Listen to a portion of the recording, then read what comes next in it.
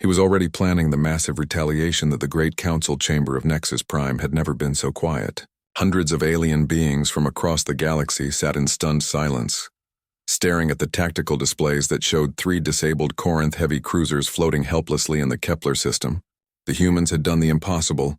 They had turned what should have been their destruction into a complete victory. Commander Park So-jin stood calmly on the central platform, her simple black uniform unchanged, despite witnessing a battle that had rewritten the rules of galactic warfare. She waited patiently as the alien delegates processed what they had just seen. The silence was finally broken by Nixara of the Zephon Confederation. Her 4 arms trembled slightly as she spoke, her red eyes no longer glowing with confident fire. "Explain," she said in a voice that was barely above a whisper. "Explain how your primitive ships defeated the most advanced vessels in the Corinth fleet." Park So-jin clasped her hands behind her back and answered in the same calm tone she had maintained throughout the day. Humanity learned long ago that survival depends not on having the strongest weapons, but on having the most adaptable ones. Our ships are designed to learn and evolve during combat. "That is impossible," declared a tall alien with crystalline skin that reflected the chamber's lights. "No technology can adapt that quickly. It takes years to develop countermeasures for new weapon systems." "For most species, yes," Park So-jin agreed. "But humans approach the problem differently. We do not try to build weapons that are stronger than our enemy's defenses. We build weapons that can become whatever they need to be." The ancient scholar from the Mystic Coalition leaned forward in his seat. His species had survived longer than any other in the Council, and he understood the implications better than most. "You are saying that your weapons learn from each encounter," he said slowly. "That every battle teaches them how to be more effective in the next engagement." "Precisely," Park So-jin replied. "Every shot fired, every defense encountered, every tactical maneuver observed becomes data that improves our capabilities. We do not just fight our enemies, we study them." The implications sent waves of fear through the assembled aliens. If human weapons could adapt and improve with each battle, then no defense would remain effective for long. Traditional military doctrine relied on the assumption that enemy capabilities remained relatively constant. Humans had made that assumption obsolete. "But your ships," protested another delegate. "They looked so primitive. Your engines, your weapons, your hull designs. Everything suggested inferior technology." Park So-jin smiled slightly. "Appearances can be deceiving. We learned long ago that enemies who underestimate you are enemies who make mistakes. Our ships appear primitive because we want them to appear primitive." "You deliberately made your technology look inferior?" asked Nixara. "We made our technology actually inferior in some ways," Park So-jin corrected. "Then we made it adaptable enough to overcome that inferiority when necessary. A ship that looks weak but can become strong is more valuable than a ship that simply looks strong." The philosophical implications of this approach were staggering. Most alien civilizations focused on building the most advanced technology possible and displaying their strength to deter potential enemies. Humans had taken the opposite approach, hiding their capabilities until the moment they were needed. Veltar had been listening to this exchange with growing rage. His silver skin had turned almost white with fury as he realized how completely his people had been outmaneuvered. "You are liars and deceivers," he snarled. "You came here pretending to be a peaceful species seeking membership in our council. Instead, you were planning to humiliate us from the beginning." "We came here hoping to join the galactic community as equals," Park So-jin replied without losing her composure. "You demanded a demonstration of our capabilities. We provided exactly what you asked for. You tricked us," Veltar shouted. "You made us think you were weak so we would attack you." "We gave you every opportunity to choose diplomacy over violence," Park So-jin said firmly. "You chose to mock our peaceful intentions. You chose to demand a military demonstration. You chose to treat this as entertainment rather than a serious diplomatic encounter." The truth of her words was undeniable. The entire council had watched the Corinth representatives laugh at human offers of friendship and demand proof of military capability. They had treated the coming battle as a joke rather than a serious test. "The question now," continued Park So-jin, "is what happens next. Humanity still desires peaceful relations with all galactic civilizations, but we will not be treated as inferior or primitive." An elder from the Peaceful Harmony Collective spoke up. What you have shown us today changes everything. If your patrol fleet can defeat our best military vessels so easily, what does your actual military look like? Park Seo-jin paused before answering, choosing her words carefully. What you witnessed today was conducted by our diplomatic patrol fleet using training exercises and demonstration protocols. Our actual military operates under different rules entirely. The chamber fell silent again as aliens tried to process this information. If the demonstration had been conducted by a diplomatic patrol using training exercises, the implications were terrifying. What could humanity's real military accomplish? This is a threat, Veltar declared, his voice shaking with rage. You are threatening the entire galactic community with your hidden weapons. We are not threatening anyone, Park Seo-jin replied calmly. We are simply answering the questions you asked. You wanted to know what human military capability looked like. Now you know. No, Veltar said, standing up from his seat. What we know is that humanity is too dangerous to be allowed to continue unchecked. The Corinth Empire will not tolerate this challenge to galactic order. Other aliens began to speak up, trying to prevent the escalation that everyone could see coming. But Veltar was beyond reason, his pride wounded too deeply for rational thought. The Corinth Empire formally rejects humanity's application to join this council, he announced. Furthermore, we declare the human species to be a threat to galactic security. We will return with our full battle fleet to demonstrate proper respect for established civilization. The threat hung in the air like a storm cloud. Park Seo-jin listened to the declaration without changing expression, but something cold flickered in her eyes. That is your choice to make, she said quietly, but perhaps you should consider the lessons of today before committing to a course of action you may regret. The only lesson we learned today is that humans are treacherous liars who hide their true strength. Veltar snarled. When we return, we will bring enough ships to turn your entire planet to ash. The chamber erupted in shocked voices as aliens tried to speak over each other. Some demanded that Veltar reconsider. Others asked what authority he had to make such declarations. A few began calculating how quickly they could get their own fleets as far from human space as possible. Through it all, Park Seo-jin stood quietly on the platform, waiting for the noise to die down.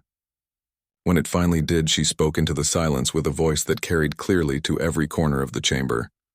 Humanity came here in peace, she said. We offered friendship, cooperation, and the sharing of knowledge for the benefit of all species. You have chosen to respond with threats of genocide. You are not the victims here, Veltar protested. You are the ones who deceived us.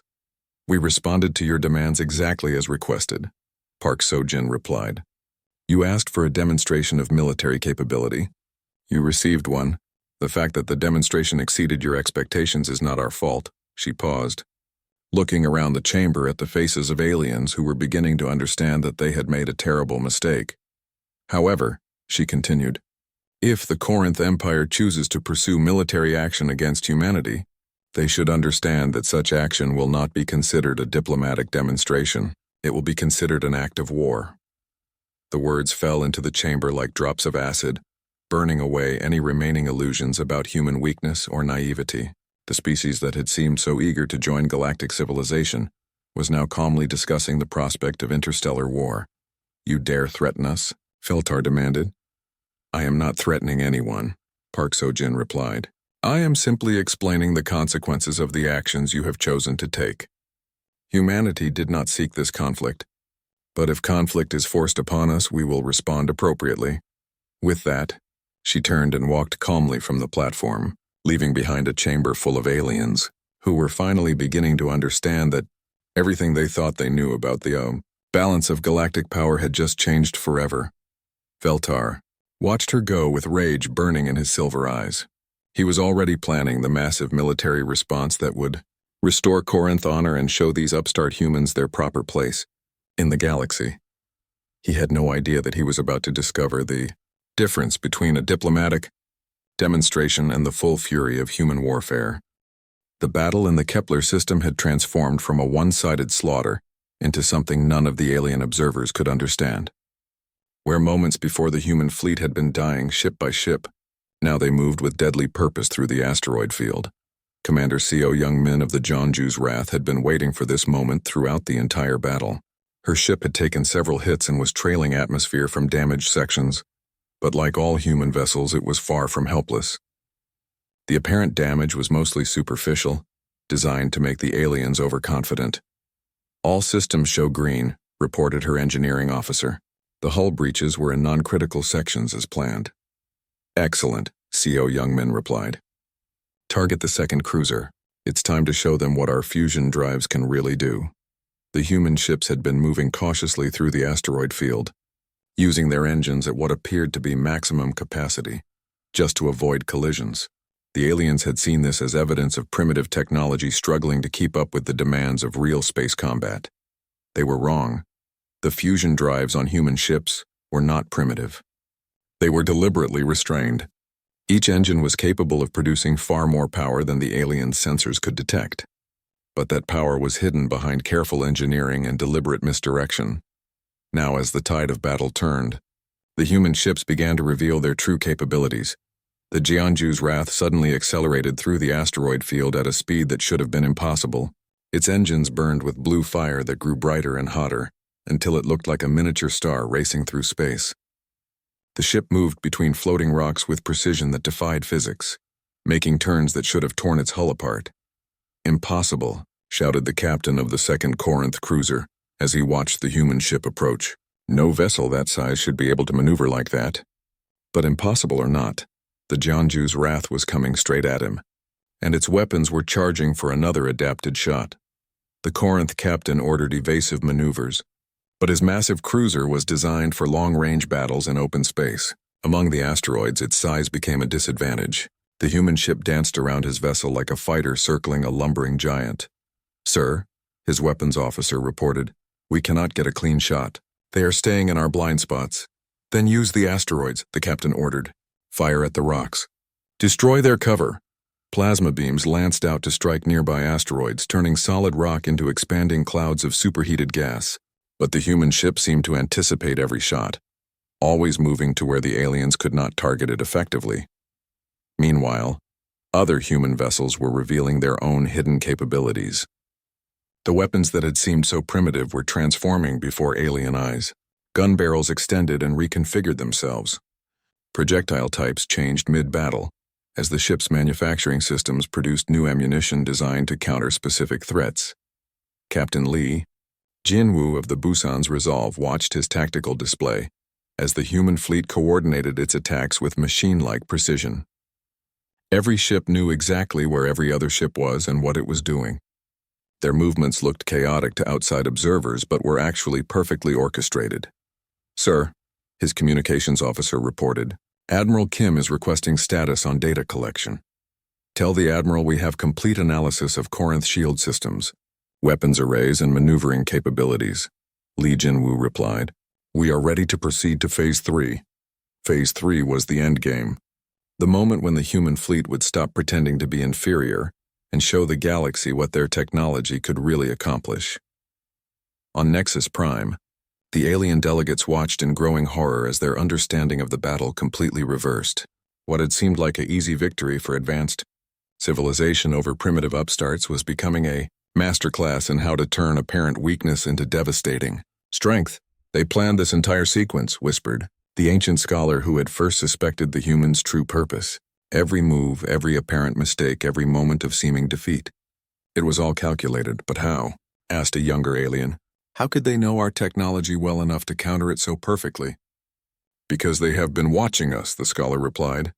"Studying us, learning everything about our strengths and weaknesses while we ignored them as beneath our notice." The truth was even more disturbing than the scholar imagined. Humanity had not just been watching the alien races. They had been preparing for this moment for decades, building ships and weapons specifically designed to counter technologies they had never officially encountered. Back in the battle, Commander Seo Young-min lined up her shot on the second Corinth cruiser. Her weapons officer had loaded specialized ammunition that the aliens had never seen before, projectiles that could phase shift through solid matter and explode only when they reached specific target. "Coordinates, fire," she ordered. The projectile left her ship's weapon and immediately vanished from all sensors. The aliens searched frantically for the incoming threat but could find nothing. Their defensive systems tried to lock onto a target that no longer existed in normal space. The projectile reappeared inside the Corinth cruiser's command center and detonated with precisely controlled force. The explosion was not meant to destroy the ship, but to disable its command systems and force its surrender. Captain Zalketh felt his cruiser shudder as control systems throughout his ship went offline. Emergency lights bathed his bridge in red as backup systems struggled to maintain basic functions. "Damage report," he shouted. "Command and control systems are offline," his officer replied in a shaking voice. "Weapons are offline. Engines are offline. Life support is functioning, but we have no navigation or communication." The human ship had not destroyed them. It had captured them without boarding a single alien crew member. The precision required for such an attack was beyond anything the aliens thought possible. The third and final Corinth cruiser turned to flee, its captain finally understanding that this battle was beyond his ability to win. But Captain Choi Min-ho of the Olsen's Fury had been assigned to prevent any alien ship from escaping with tactical data about human capabilities. "Pursuit course," he ordered. "Minimum force necessary to disable their engines." The Olsen's Fury accelerated after the fleeing cruiser with speed that made the earlier demonstrations look slow. Its engines produced thrust that bent space around the ship, allowing it to catch up with the much larger alien vessel in seconds. A single shot from an adapted weapon struck the cruiser's engine section with surgical precision. The alien ship's faster-than-light drive shut down instantly, stranding it in the asteroid field with its two disabled companions. Across the galaxy, aliens watched their screens in stunned silence as three of the most advanced ships in known space sat helpless before a human fleet that had appeared primitive just hours earlier. Admiral Kim, Taeho opened a communication channel to all observers. His voice remained calm and professional, as if disabling an entire alien squadron was routine. "Demonstration completed successfully," he announced. "No alien crew members were harmed during this exercise. Their ships will be returned undamaged once our diplomatic discussions are concluded." The implications of his words were terrifying. The humans had not just defeated the alien ships, they had captured them intact while barely taking any real damage themselves. They had turned what should have been humanity's destruction into a complete reversal of galactic power dynamics. Commander Park So-jin addressed the council chamber where shocked aliens sat in complete silence. "As you have observed, humanity brings unique perspectives to the challenges of galactic civilization. Our adaptive technologies and tactical approaches could benefit all member species." Veltar, who had been watching the battle from Nexus Prime, stood with his fists clenched in rage. His pride, his entire worldview, had been shattered by primitive humans who fought with weapons that seemed to rewrite the laws of physics as they flew. "This is impossible," he shouted. "Your species should not possess such technology. You are primitives who only recently learned to leave your own planet." "We are a young species," Park So-jin agreed. "But youth can be an advantage. We approach problems without the assumption that current solutions are the only possible ones." "You have humiliated the Corinth Empire," Veltar snarled. "This will not stand. We will return with our full battle fleet and show you the true meaning of advanced warfare." Other aliens in the chamber tried to speak, to find some way to prevent the escalation that Veltar was demanding. But the Corinth representative was beyond reason. His pride wounded too deeply for diplomacy. "Your application to join this council is rejected," he declared, speaking as if he had the authority to make such decisions alone. "The Corinth Empire will demonstrate proper respect for established galactic order." Park So-jin nodded politely. "That is your choice. However, I should mention that what you witnessed today was conducted by our diplomatic patrol fleet, using training exercises and non-lethal demonstrations." The words fell into the chamber like stones into still water, creating ripples of fear that spread through every alien present. If this had been a training exercise, what did humanity's actual military look like? But Veltar was too angry to listen to warnings. Lieutenant Nam Ji-hai watched her tactical display with careful eyes as the human fleet appeared to crumble around her. The Gwangju's hammer had taken damage to its outer hull, but all critical systems remained online. Like the other human ships, her vessel was performing exactly as planned. "Enemy Cruiser 2 is moving to finish off the Inchin's blade," reported her sensor officer. "Should we intercede?" "Negative," Nam Ji-hai replied. "Maintain current pattern. Continue data collection." To any observer, the human response looked like a fighting retreat. Ships that could still move were pulling back behind asteroids, trying to protect their damaged companions. The wounded vessels drifted helplessly, seemingly unable to defend themselves. But the truth was very different. Every time an alien weapon fired, human sensors recorded the energy signature, the particle stream composition, and the power distribution patterns. When alien shields absorbed human projectiles, the computers analyzed the defense matrix and cataloged its weaknesses. Each exchange taught the human fleet more about their opponents. Captain Choi Min-ho of the Ulsan's Fury had been watching this process with growing excitement. His ship's weapons had been firing the same type of projectiles for the entire battle, but each shot was slightly different. His targeting computer was learning how to penetrate Corinth defenses. "Sir," his weapons officer said quietly, "the analysis is complete. We now know how their shield generators work." "Excellent," Choi Min-ho replied. "Prepare modified ammunition.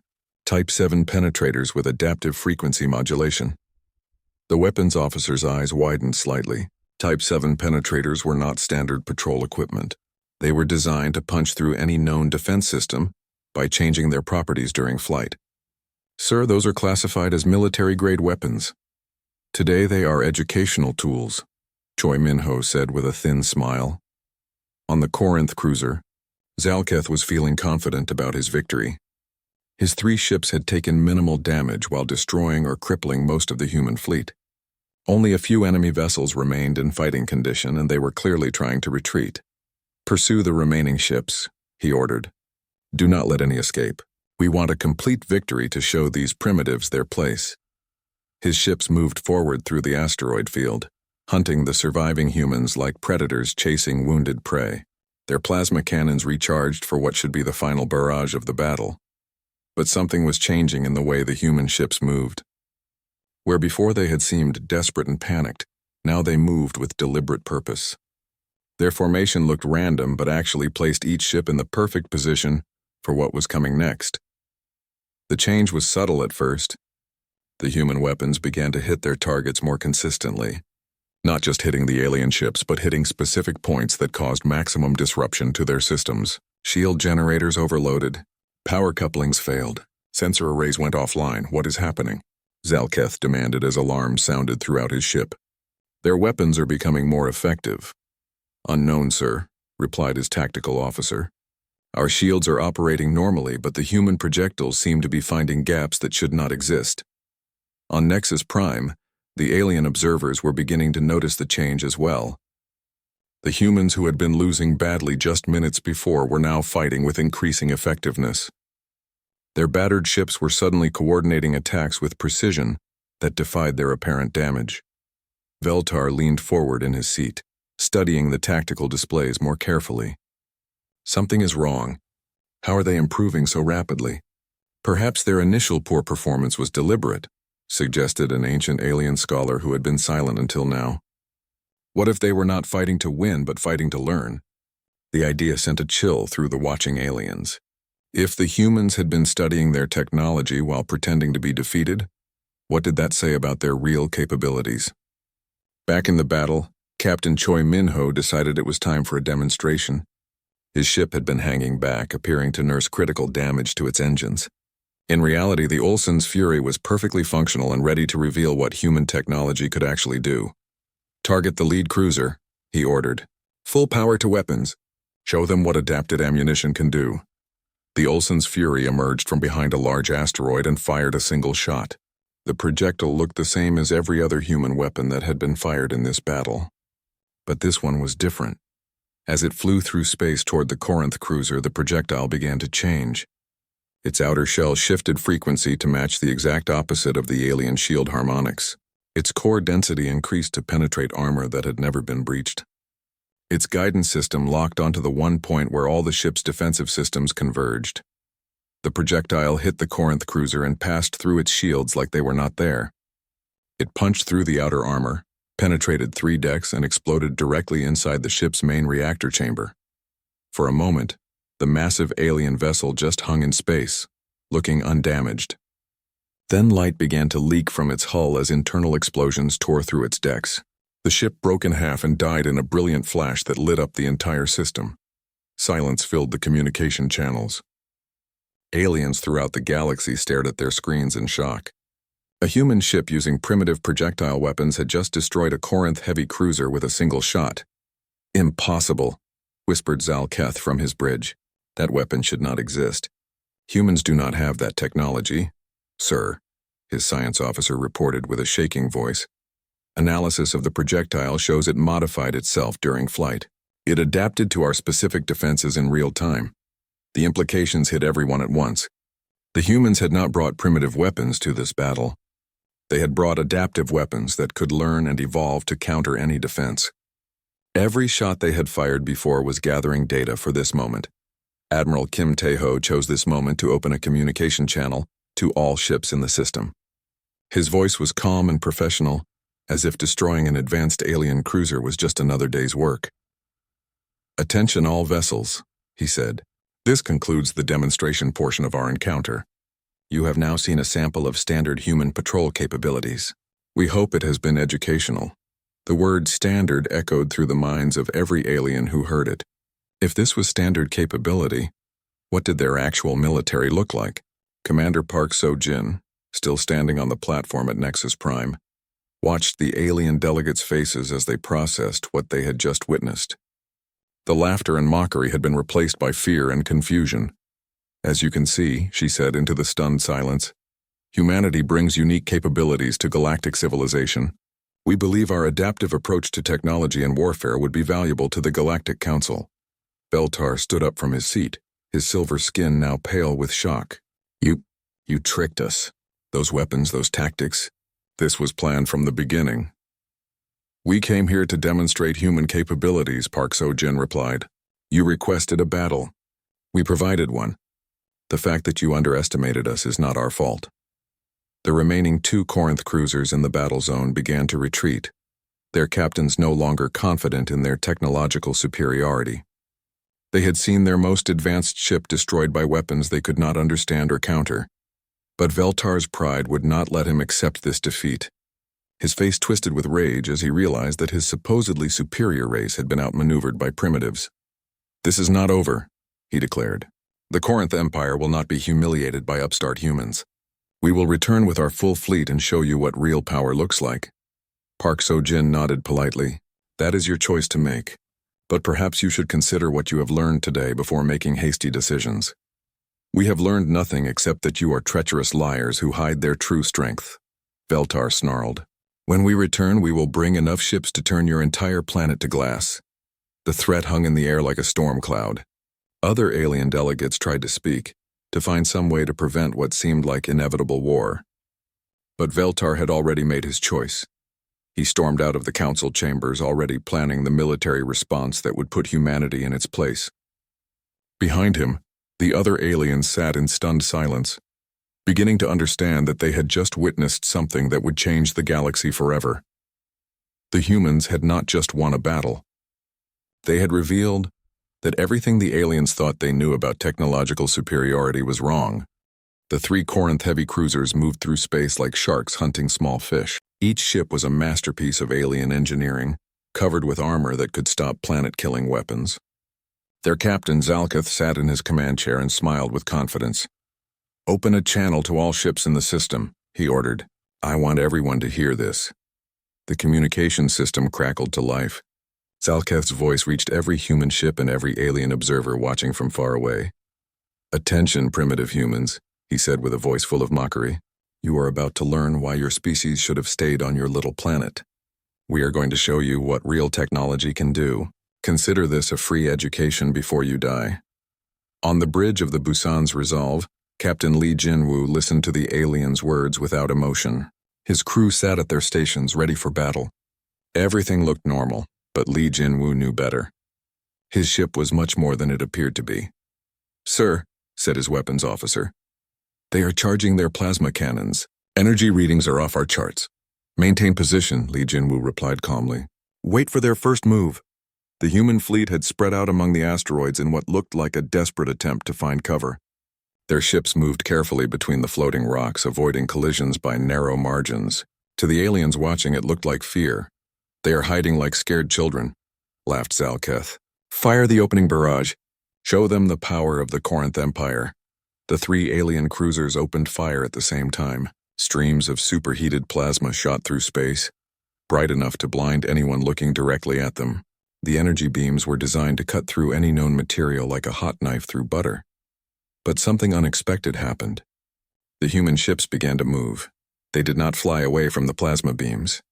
Instead, they danced through the asteroid field with impossible grace. Ships that should have been too big to fit through narrow gaps slipped between rocks with centimeters to spare. Vessels that should have been too slow to dodge such fast weapons moved like they could see the future. The first plasma barrage missed every human ship. The beams struck asteroids instead, turning solid rock into glowing gas. "Impossible," muttered Zalketh. "How did they move that fast? Their engines should not be capable of such maneuvers." "Perhaps they were lucky," suggested his weapons officer. "Fire again," Zalketh ordered. Luck does not last forever. The second barrage was more focused.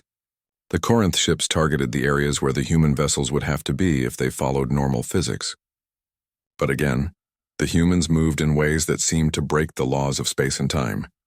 This time, however, they did more than dodge. They fired back. Captain Choi Min-ho of the Olsen's Fury launched the first human attack. His weapons looked primitive compared to the alien plasma cannons, simple projectiles shot from what appeared to be old-fashioned gun barrels. But these bullets moved faster than they should have and hit exactly where they were aimed. The projectiles struck the shield generators of one Corinth cruiser. The aliens laughed at first, thinking their shields would stop anything so primitive. Then alarms began to sound throughout their ship. "Shield Generator 3 is offline," reported a confused alien technician. "The human projectile somehow found the exact weak point in our defense grid." "That is impossible," Zalketh said. "Those weapons are thousands of years behind our technology. They cannot penetrate our defenses." But more human ships were firing now.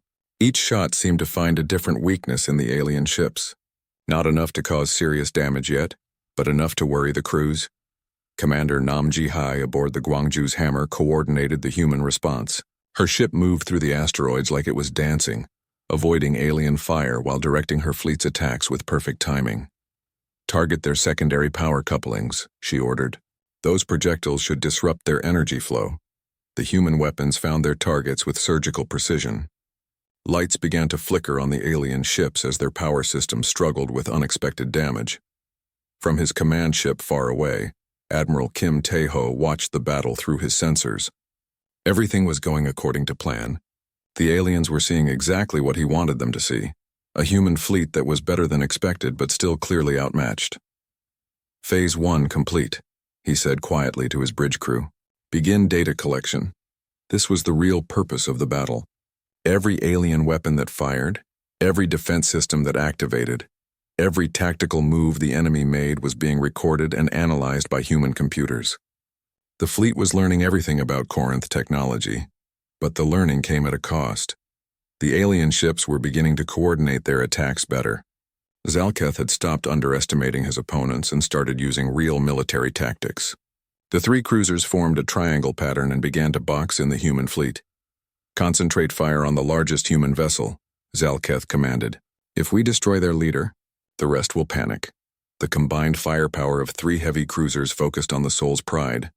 Admiral Kim Tae-ho's ship took direct hits from plasma cannons that could melt mountains. The human vessel's shields flared and began to fail. "Admiral," called his damage control officer, "we cannot take much more of this. Hull breaches on deck 7 through 12. Continue evasive maneuvers," Kim Tae-ho replied. "We need more data." But the aliens were pressing their advantage now.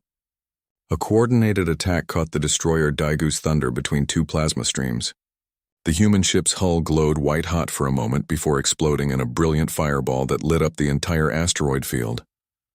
The aliens cheered as they watched the destruction. Finally, the humans were dying as expected. More human ships began to take critical damage. The Inchin's blade lost power and began to drift helplessly through space, atmosphere streaming from multiple holes in its hull. The Jeju's Edge had to retreat behind a large asteroid as its weapon systems failed completely. On Nexus Prime, the alien observers nodded with satisfaction. The battle was going as predicted. The humans had fought better than expected, but they were still just primitives playing with toys. "It is almost over," Veltar said to his fellow council members. "Soon we can return to important matters." But some of the older aliens were still watching carefully. They noticed something strange about the way the human ships were fighting. Even as they took damage and appeared to retreat, their movements remained coordinated. Their weapons kept finding weak points in alien defenses even as their own systems failed. "They are learning," whispered the elder from the Mystic Coalition. "Even as they lose, they are studying us." "Learning what?" asked his companion. "How to die more efficiently." The elder did not answer. He was beginning to understand that this battle was not what it appeared to be. The humans were not fighting to win. They were fighting to learn, and that made them more dangerous than any weapon. Back in the asteroid field, more human ships were falling. The Andong's spear took a direct hit to its engine section and began to tumble out of control. The Mokpo's shield tried to help but was caught by alien fire and crippled. Captain Li Jinwu watched his fellow ships fall and felt anger rise in his chest. But he followed his orders and continued the mission. The human fleet was paying a price in blood for the knowledge they were gaining. "Sir," his tactical officer reported, "we have collected sufficient data on their weapon systems. Should we proceed to Phase 2? Li Jinwu looked at the tactical display showing his damaged fleet facing 3 nearly undamaged alien cruisers. It looked hopeless. That was exactly how it was supposed to look. "Not yet," he said. "Let them think they have won. The best lessons come when the teacher feels confident." The massive space station called Nexus Prime floated in the darkness between star systems. It was neutral ground where different alien races could meet without fear of war. Today was special. For the first time in galactic history, humans were asking to join the Galactic Council. Admiral Kim Tae-ho stood on the bridge of his ship, the Soul's Pride. Through the window, he could see the alien vessels that surrounded Nexus Prime. Each ship was huge and covered with weapons that could destroy planets. His own fleet looked tiny next to them. Only 12 human ships had come to this meeting. "Admiral, we are getting signals from the alien ships," said Lieutenant Park Min-soo from his station. "They are scanning us." Kim Tae-ho nodded. He expected this. The aliens wanted to know what humans could do. What they would find would not impress them. That was the plan. Inside the great meeting hall of Nexus Prime, hundreds of alien beings sat in circles around a central platform. Some looked like giant insects with too many eyes. Others were made of living metal that changed shape as they moved. A few looked almost like humans but with skin that glowed in the dark. Commander Park So-jin walked onto the platform. She was the human diplomat for this meeting. Her simple black uniform looked plain next to the fancy clothes and armor of the aliens around her. Many of them were already laughing. "Welcome, humans," said Veltar, speaking for the Corinth Empire. He was tall and thin with silver skin that reflected the lights of the hall. "We have heard you wish to join our council. Tell us, what makes you think you belong here?" Park So-jin remained calm even as more laughter filled the hall. "We believe all intelligent species should work together for peace and progress." "Peace and progress," shouted Nixara from the Zephon Confederation. She had 4 arms and red eyes that glowed like fire. "Your species still fights wars on your own planet. You barely have control of your own star system." "And your ships," added another alien voice. "We have scanned them. They use primitive fusion engines. Their weapons shoot simple metal bullets. Their shields are barely stronger than soap bubbles." The laughter grew louder. Some aliens were pointing at the screens that showed the human fleet outside. Compared to the alien superships, the human vessels looked like toys made by children. "Perhaps," said Park So-jin, raising her voice to be heard over the noise, "you would like a demonstration of human capabilities?" This made the aliens laugh even harder. Veltar wiped tears from his silver eyes. "A demonstration? You mean you want to show us how weak you are?" "I propose a simple test," Park So-jin continued. "A small battle between our fleet and one of yours. Nothing too serious. Just enough to show what humans can do." The hall fell quiet for a moment. Then Veltar began to grin. His teeth were sharp like knives. "You want to fight us? Very well. I will send 3 of my heavy cruisers to face your entire fleet. It will be entertaining." Other aliens began talking excitedly. This would be fun to watch. The primitive humans thought they could fight against advanced alien technology. It would be like watching children play with sticks against soldiers with laser guns.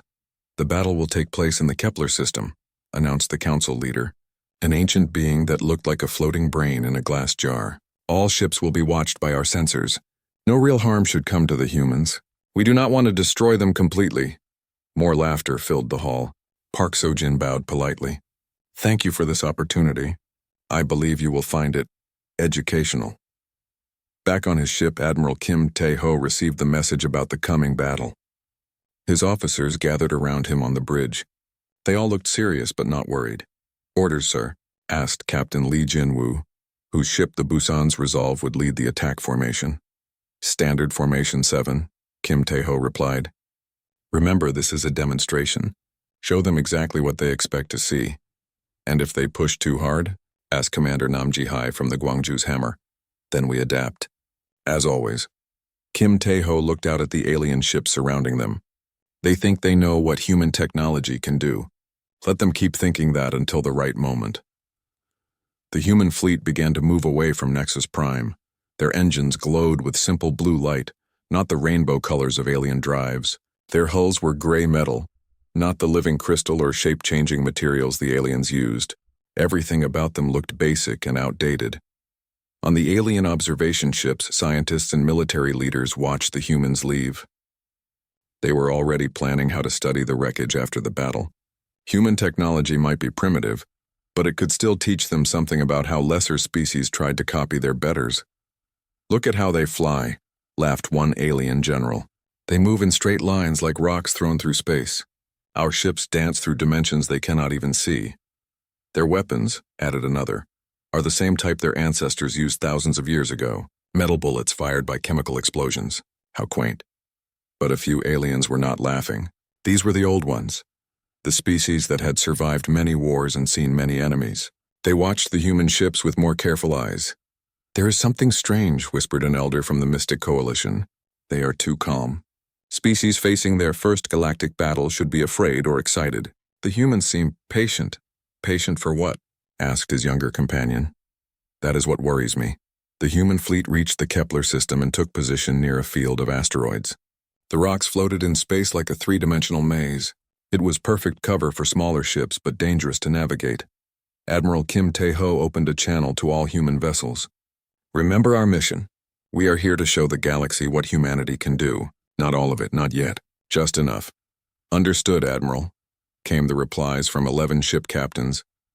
Far away on Nexus Prime, the aliens were placing bets on how quickly the human fleet would be destroyed. Most guessed less than 5 minutes. Some thought the humans might last 10 if they ran away fast enough. Veltar's 3 heavy cruisers jumped into the system with flashes of light that bent space around them. Each ship was twice as long as the biggest human vessel and covered with weapons that hummed with deadly energy. "This will be over soon," Veltar told his captains. "Try not to destroy them too quickly. The other aliens want to see a show." The human ships spread out among the asteroids and waited. Their simple metal hulls reflected the light of the distant star. They looked like ancient relics facing the future itself. Neither side knew that this battle would change everything. The aliens thought they were about to crush primitive rebels. The humans knew they were about to begin a lesson that would reshape the galaxy forever.